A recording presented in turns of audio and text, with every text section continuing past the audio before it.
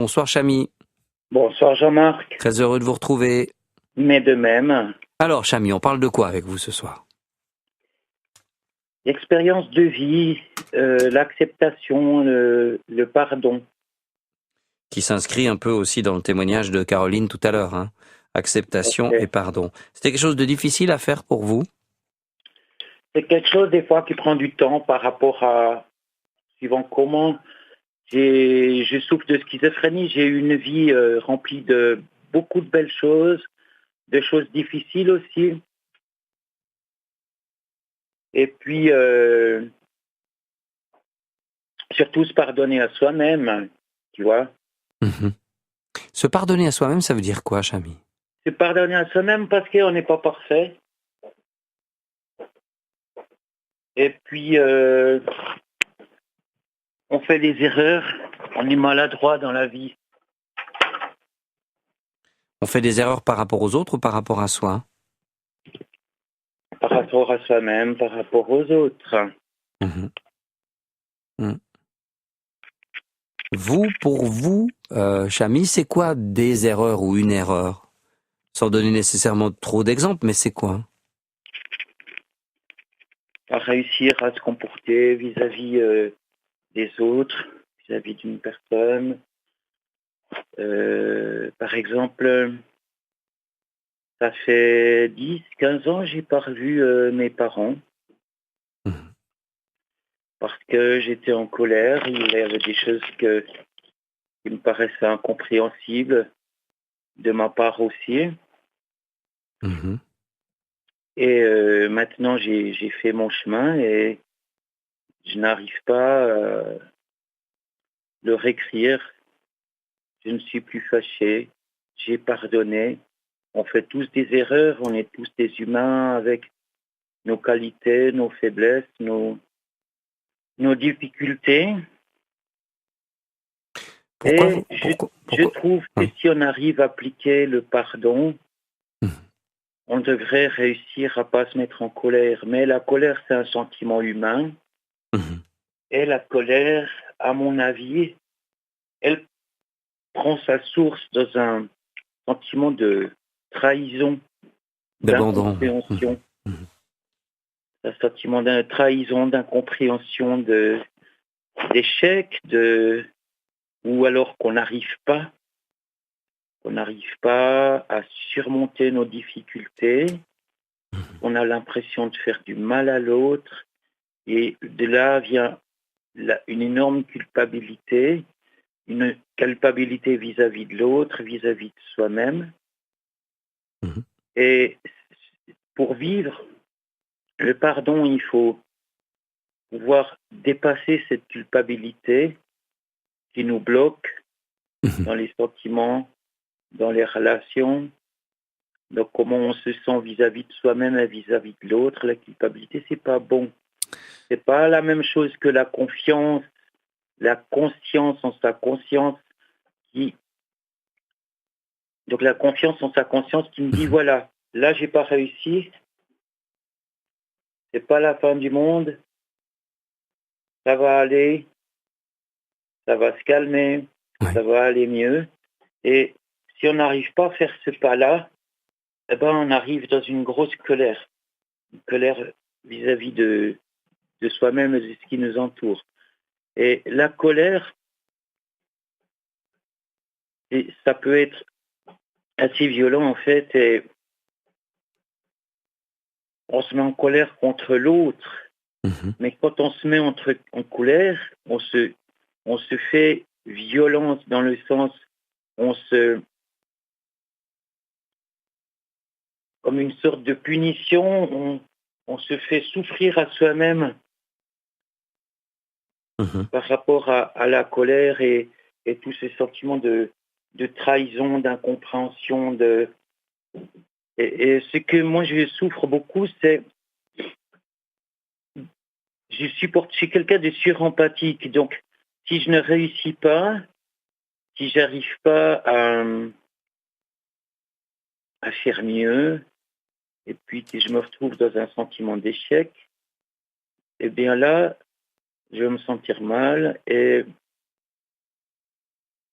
je vais bloquer et pas pouvoir dépasser ce stade.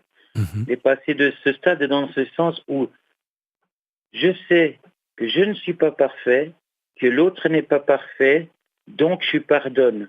Je ne peux pas en vouloir, tout en sachant que on a tous nos difficultés et nos limites. J'ai aussi mes limites. Je vais te raconter ce qui s'est passé Oui. aujourd'hui. Aujourd'hui, j'étais au centre urgence psychiatrique. Mhm. Je suis débarqué en ambulance et j'ai été causé avec les médecins psychiatres d'urgence qui ont l'habitude de faire face à des situations de crise, parce que j'étais dans une situation de crise, justement parce que je ne pouvais pas me pardonner de n'être pas parfait et de ne pas arriver à faire mieux autant que j'aimerais mieux faire, autant que je voudrais réussir à mieux faire. Et vis-à-vis de mes limites, après mieux, il n'y a pas, Mhm. parce Et, que je n'arrive pas. et Je comment suis ça s'est quelqu'un, passé dans la structure de psychiatrie d'urgence? j'ai dit à la psychiatre, je dis, écoute, soit on trouve un traitement, on trouve une béquille médicamenteuse qui me permet de tenir le coup jusqu'à ce que la crise soit passée et je reste dans mon foyer, soit on va à l'hôpital. Je lui ai dit à l'hôpital, mais ça va pas être différent qu'au foyer, ils vont juste regarder mes médicaments, machin, machin. Ça va m'emporter quoi de plus? Je serai juste dans un autre lieu. Mhm. Ça va pas régler mon problème, je serai juste dans un autre lieu. Chami, j'ai une petite question pour bien comprendre. Est-ce qu'il y a quelque chose qui déclenche ces crises? Alors, ce genre de crise, pour moi, c'est déjà, si je n'arrive plus à me reposer correctement, mon traitement médicamenteux ne me fait plus rien. Mhm. Donc, chaque fois que je me suis retrouvé en psychiatrie, c'était des périodes où je ne dormais plus. Parce que quand je dors plus, mon traitement médicamenteux ne me fait rien du tout. Mhm. Et je suis dans une situation actuellement où c'est que je me culpabilise de ne pas pouvoir faire mieux, de ne pouvoir pas mieux réussir, de ne pas pouvoir mieux me comporter vis-à-vis de l'autre, parce que je suis au maximum de ce que je peux faire, tout en étant conscient de ma pathologie qui est la schizophrénie. Mais est-ce que le fait de ne pas pouvoir dormir, c'est lié à tout ça ou bien c'est des problèmes de médicaments? Ou est-ce que c'est lié à ces angoisses, à ces inquiétudes, à ces questions? Alors le fait de ne pas pouvoir dormir, c'est quand je commence à être trop en souci et C'est puis à ça. ne pas trouver de solution. Et pour finir, ça me met en état de crise, entre guillemets, où c'est que je ne trouve plus de solution, que je ne trouve plus de porte de sortie. Et plus je me sens comme ça, plus je vais dire à tout le monde, au secours, je ne me sens pas bien. Et pour finir, tu sais, hein, les gens, au bout d'un moment, ils saturent et puis ils savent plus quoi faire pour toi. Et heureusement qu'il existe les professionnels de la santé parce que eux, ils savent quoi Clair. faire. Est-ce que c'est vraiment une saturation? C'est plutôt une impuissance. Les gens n'arrivent pas à savoir qu'est-ce qu'ils peuvent faire au bon moment. Alors, les gens, ils vont se sentir impuissants. Mhm. Et puis moi, je vais me sentir en saturation C'est ça. parce que je donne trop de ma personne, je donne trop de- de- d'efforts à faire les choses bien, alors que tu sais, quand on est schizophrène, on a normalement de la peine dans les contacts, de la peine dans le rapport à l'autre. Et pour finir, moi, je ne me pardonne pas de me tromper. Et après, je me culpabilise. Donc, pour éviter ça, il faut que j'arrive un jour à me dire, voilà, Chami, il n'est pas Superman, c'est pas un saint, il a ses limites. Et quand les limites sont dépassées, il faut arrêter et passer à autre chose. C'est pas une histoire seulement d'être saint, mais vous êtes effectivement pas un Superman et puis personne n'est vraiment parfait, non? Voilà, c'est juste, je m'avance dans des situations où j'ai envie de donner, Ouais. où j'ai le temps de donner, et suivant comment les choses se passent, je sature, je ne peux plus dormir, mon traitement ne fait plus rien et j'atterris aux urgences psychiatriques. Comme si à Alors un moment maintenant, donné, il y avait quelque chose qui s'accélérait, c'est ça? C'est trop vite, c'est trop rapide, ça va trop vite. un surplus d'émotions Oui. et c'est pas supportable. Quand j'ai trop d'émotions, c'est pas supportable, c'est fatigant, c'est trop. Et j'ai toujours envie de donner, de donner, de donner, de donner. Mhm. Et quand tu as des personnes qui ont de la peine à recevoir, tu as l'impression de partager dans du vide, à essayer de faire quelque chose qui ne sert à rien. Et malgré ça, j'espère que ça sert à quelque chose. Je donne de ma personne, j'espère toujours que ça donne quelque chose de positif. Et à un moment donné, ça part dans tous les sens. Je me dis, merde, ça sert à rien. Et après, je suis en colère contre moi-même. Et ça me fait exploser, ça me rend Oui, j'entends bien ça. malade. On appelle ça une décompensation émotionnelle. Pas une décompensation psychotique comme quand on parle de la schizophrénie, mais une décompensation émotionnelle. Je vais vous poser une autre question, Chami. Je vous écoute. Je trouve toujours que vous êtes très courageux et que vous avez des mots pour le dire, ce qui est jamais tellement évident. Pourquoi vous avez de la peine à trouver les mots pour dire à vos parents? Alors là, je leur ai écrit Ouais. sur Internet parce que je ne trouve plus le numéro de téléphone de ma maman. Je ne me souviens plus de leur adresse. Tu sais, en 2013, j'ai été amnésique Mhm. et j'ai été soigné pour ça toute l'année 2013. Alors, non seulement je ne me souviens plus le numéro de téléphone de maman, en plus, je ne me souviens plus de leur adresse et aucune manière à part leur page Internet, la page à maman, et je leur ai écrit à l'occasion de mon anniversaire, parce que tous mes anniversaires, maman poste sur cette page des images de joyeux anniversaire et tout et tout. Donc moi, le 11 avril, j'ai eu 41 ans. Mhm. Elle m'a posté des gentilles images, des gentils messages. Papa m'a envoyé des gentils messages à cet endroit-là. Et je leur ai répondu. Et là, je leur ai dit, écoutez, j'aimerais vous voir. J'aimerais vous inviter là où j'habite et qu'on se voit et qu'on soit content de se voir. Et dire, voilà, pour moi, maintenant, c'est bon, je ne suis plus en colère. C'est pardonné, il faut passer à autre chose. Il faut passer par-dessus, il faut pas... Mhm. Et il y a eu des réponses ou pas? Non, pas pour le moment, non. Pour vous, c'est important que ce lien se fasse ou se refasse? Ben écoute, bien oui, hein, ça Ouais. serait chouette. Ça serait chouette de pouvoir se revoir et puis déposer la hache de guerre chacun de son côté et puis bien s'entendre et puis voilà. Mais Chami, vous comprenez que pour vos parents, peut-être à un moment donné, c'était compliqué, comme pour vous aussi, hein? Je pense que ça a été dur pour eux, ça a été dur pour moi et on parle chacun de choses différentes et on Ouais. s'accuse chacun de choses que finalement avant personne, ni eux ni moi, comprenaient plus qui se plaint de quoi. Ouais. Ouais, bien sûr. Au bout d'un moment, au lieu de se plaindre, il faut poser des actes. Mhm. Et quand tu t'entends plus, ou là, je parle pas des parents, mais quand tu es face à une personne euh, où ça te détruit la santé, où ça te détruit le cœur, où ça te détruit les émotions, sauf si tu as la force de passer ce cap et attendre que ça se calme.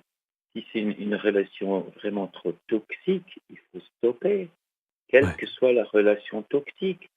Alors, moi, je n'ai pas de relation toxique avec qui que ce soit, Si ce n'est des fois avec vous-même.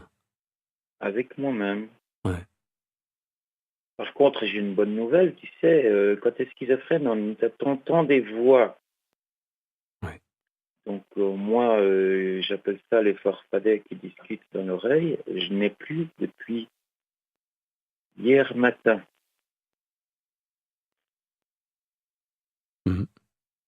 Ça, c'est bien. Hier matin, tu sais, j'arrive plus à sortir du foyer tout seul, me rendre quelque part tout seul. Hier matin, je me suis dit, je veux aller au culte. Mhm. Pas moyen de trouver quelqu'un qui vient me chercher. C'est ça. Moi, je prends mes 2 pieds, je vais au culte et je vais à la célébration avec mes 2 pieds et puis ce que j'ai sur mon dos et puis via au culte. Ouais. Et puis là-bas, c'était, on chantait des chansons joyeuses et tout, de remerciements parce que dans la foi, on sait que la vie est un don et le fait d'avoir trouvé un entourage avec qui je peux partager la même foi, ça me Mhm. fait du bien. Et là, ce culte, j'ai dit, j'en ai marre, moi, d'entendre des voix dans ma tête. Je ne veux plus. Oui. Je ne veux plus entendre ces machins dans ma tête qui me fatiguent les idées. Et depuis hier matin, j'entends plus de voix. Mais alors, je t'assure que ça fait bizarre. Bizarre, ouais. Ouais, mais en même Ça temps, fait c'est plutôt bizarre. agréable, j'imagine. Quand tu as l'habitude que les choses fonctionnent d'une certaine manière, même si c'est faux, Mhm. le jour où tout d'un coup ça fonctionne juste, ça commence à devenir très surprenant. Chami, une petite suggestion de Francine qui dit, avez-vous un ami qui puisse accompagner vos parents, par exemple? Accompagné. Ben, j'imagine les accompagner dans la démarche de revenir en lien avec vous. Je ne sais pas, j'ai pas tellement, je sais pas ce qu'ils vivent eux, hein, Ouais, c'est ça. à part ce que les photos et certains textes qu'on partage sur nos pages respectives, qui n'ont pas Facebook. Ouais. Je sais pas tellement ce qui se passe de leur côté.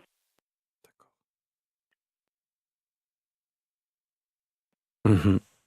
C'est quoi aujourd'hui, en conclusion, Chami, la priorité pour vous, c'est-à-dire la chose qui est la plus importante, peut-être les choses les plus importantes. N'est pas retourner la colère et la culpabilité d'être pas parfait, d'être maladroit dans certaines relations et de ne pas pouvoir faire tout absolument juste. Et surtout de ne pas pouvoir être comme l'autre voudrait que je sois. Ce sont des choses avec lesquelles vous voulez vivre sans que ça vous soit imposé comme une culpabilité. C'est ça. Oh, tu sais, on est assez grand pour se culpabiliser tout seul. Ouais. Des fois, il y a beaucoup aussi les autres, hein, mais là, effectivement. Je peux pas rester en colère. Mhm. Je peux pas rester en colère. Et puis la colère, tu sais, ça rend mal. Hein. C'est clair. Euh, C'est mauvais pour le foie, on dit. Pardonner, c'est pardonner à soi-même, pardonner à l'autre, pas en vouloir à l'autre. On a tous nos faiblesses, et puis on a tous nos forces, et peut-être il faut un peu puiser dans cette force avec l'aide qui peuvent nous procurer les amis, les proches, les copains, les copines. Chami, dernier message. Francine, toujours, qui dit, Chami, vous êtes une magnifique personne courageuse qui a porté beaucoup à la ligne de cœur telle que vous êtes. Merci. Merci. Bonne soirée, bonne nuit. Bonne nuit, courage. Bonne nuit, bisous magiques, au revoir. Bisous magiques, à bientôt. Chami, bonsoir. Bonsoir Jean-Marc. J'ai presque envie de redire rebonsoir, mais comme on a dû se quitter parce qu'il y avait les informations, on n'avait pas tout le temps devant nous pour parler de plein de choses que vous aviez envie d'évoquer. Et puis, comme je l'ai dit, les soirées où il y a du foot qui se termine à 23h, on peut conclure ou ajouter des choses à des témoignages qu'on a faits. Et comme ça, il y a un peu de suivi. Donc, on est content de vous avoir de retour avec nous pour parler amour, c'est ça ce que me dit Daniel? Mais volontiers, amour, sentiment, Oui. relations partagées. Vous avez de grands projets, me dit-elle, c'est vrai? Voilà. Donc, en fait, toutes ces années, donc moi, je t'écoutais à l'époque de l'émission Les Petits Zèbres avec les enfants, là, quand j'étais petit, si tu te souviens. Je me souviens que vous étiez petit, mais... le même style que la ligne de cœur, mais pour les enfants à l'heure du dîner. Oui. Je devais avoir une dizaine d'années. Et puis, par la suite, j'ai recommencé à écouter la ligne de cœur avec Étienne Fernagut. Mm-hmm. Et à cette époque-là, je me suis dit, nom de bleu, tu sais, je souffre d'une maladie, d'une pathologie qui s'appelle la schizophrénie. Oui. Et que je gère plutôt bien, que ça se passe au mieux et tout. C'est une personne schizophrène qui s'accroche aux choses logiques. Donc, c'est un peu ça qui me tient debout. L'espoir aussi, l'espoir de pouvoir bien vivre. Et parfois, malgré ça, c'est quand même difficile. Oui. Maintenant, donc, l'objectif est atteint. On commence à parler des pathologies psychiatriques aux médias, à la radio, à la télévision, tout ça. Donc, l'objectif est atteint. Et moi, maintenant, dans ma vie, j'ai envie de me tourner vers d'autres choses. Même s'il faut quand même que je garde un regard sur mes soins, ma médication pour vivre bien. Qu'est-ce que ça veut dire se tourner vers autre chose? Se tourner vers autre chose, c'est parce que je me rends compte qu'il n'y a pas que la psychiatrie. Hein. Il n'y a pas que la psychiatrie, il n'y a pas que le monde psychiatrique. Là, pour le moment, je suis dans un foyer parce que, comme tu le sais, j'avais un appartement, j'avais un travail, j'avais un chat et le colocataire avec qui je vivais, qui avait aussi une pathologie amine d'édite. Et moi, pendant 3 mois, j'ai cherché un nouvel appart, je n'ai pas trouvé. Mm-hmm. Donc, j'ai fait un choix en toute conscience et j'ai téléphoné à un foyer, j'ai téléphoné à la direction du foyer, j'ai dit, est-ce que je peux venir chez vous? Ah, c'est vous qui avez fait cette démarche? C'est moi qui ai fait la démarche, j'ai pris le téléphone, j'ai téléphoné au foyer, je dis, est-ce que vous m'accueillez chez vous? Et vous avez répondu quoi? Alors, la personne qui était responsable du foyer à l'époque m'a dit, écoutez, Chamir, oui, on vous accueille chez vous. Alors j'ai dit, est-ce que je peux avoir encore une semaine pour réfléchir, pour pas me plaindre de mon choix par la suite? Une semaine après, je téléphone, je dis, ok, je viens. Mm-hmm. Et je suis très content de là où je vis. On s'occupe bien de moi. Je vis mes journées, je construis mes journées un peu comme je veux. Quand je vais bien, je vis mes journées, je fais mes achats, je fais mes occupations. Et si je vais pas bien, les petites infirmières, elles sont là, elles me lâchent pas, elles s'occupent de moi jusqu'à ce que je me sente de nouveau plus zen. Et vraiment, je suis pas laissé pour compte. On mange plutôt bien, les gens sont malades mais gentils. Mais qu'est-ce qui pourrait, maintenant, être un objectif de vie? Vous avez passé les 40 ans, mais vous avez toute la vie devant vous encore, Chami. Qu'est-ce qui pourrait être un objectif? Vous avez quelque chose en tête, j'imagine, par rapport à ça, non? J'ai des choses en tête. Déjà, j'aimerais retourner sur l'extérieur. Dès le moment où je serai prêt, j'aimerais reprendre un appartement. Et je te dirais que dans ma vie, j'ai eu des compagnes, j'ai eu des petites chéries qui étaient très gentilles avec moi, avec qui j'ai pas eu plein non plus. Hein. J'ai eu quelques compagnes qui c'était de longue durée, que ça se passait plutôt bien, et puis qu'on faisait au mieux, et voilà. Mais la vie a fait que c'est devenu des ex. C'est pas parce qu'on s'aimait plus qu'on s'est séparés. C'est parce que la vie ne permettait pas qu'on reste ensemble parce que il y avait soit trop d'éloignement, soit voilà. Je comprends. Et alors Donc, maintenant, aujourd'hui, par je exemple? n'ai jamais quitté une série par manque d'amour ou de sentiments. Par contre, des fois, c'est vrai, ma foi, la vie a fait que. Oui, c'est ça. Ouais. Mais la vie peut faire aussi que, par exemple, je sais pas, le Chami, 41 ans, célibataire, ne le reste pas nécessairement, non? Bah, je n'aimerais pas rester célibataire, non. J'aimerais quand même retourner sur l'extérieur et puis retrouver une compagne qui soit ouverte à mes sentiments et qui puisse partager ses sentiments, qui puisse pas qu'elle soit parfaite, hein, mais Oui. une compagne avec qui je partage des émotions amoureuses. Et alors, ça pourrait aller au-delà de ce que vous avez vécu jusque-là. Vous vous sentiriez, c'est une question plutôt indiscrète, mais vous vous sentiriez prêt, par exemple, je sais pas, au mariage, d'autres choses? Si la vie me donne cette opportunité-là, tout à fait. Qu'est-ce que ça veut dire? Et ce sera ma dernière question, hein. Pour ce soir, on fait un peu plus court les témoignages ce soir, comme on a un peu moins de temps, mais c'est une question importante, je pense, puis une réponse importante. Qu'est-ce que ça veut dire si la vie me donne cette opportunité, Chami? Déjà, il faut que j'avance moi-même, que je retourne vivre sur l'extérieur, que Ouais, ouais. je retrouve un travail, que je me construise Mhm. et accueillir quelqu'un qui est disponible. Et être disponible à cette personne aussi, je pense, non? Voilà, tout à Ouais. fait, bien sûr.